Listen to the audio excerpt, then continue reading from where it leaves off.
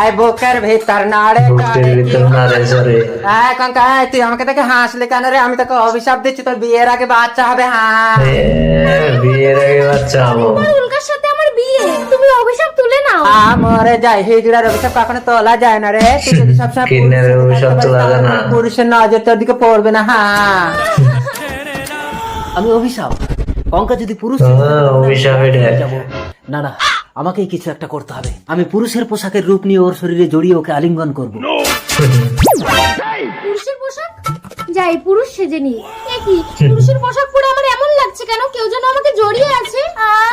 ছাড়ো, ছেড়ে দাও আমাকে। না না, এই পোশাক আমি পরবো না। যা।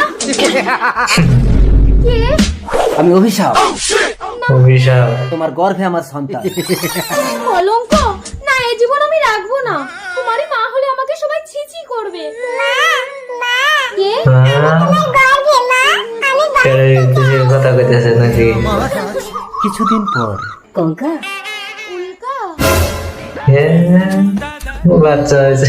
কেটে গেল অনেক দিন। গুরুদেব, আমার সন্তানকে শিক্ষা লাভের জন্য আপনার আশ্রমে রেখে যেতে চাই। অতি উত্তম। কি নাম? আশীর্বাদ। পিতা? পিতা নেই গুরুদেব। প্রধান, পিতৃহীন পুত্রকে আমি শিক্ষা দিই না, চরিত্রহীন নারী।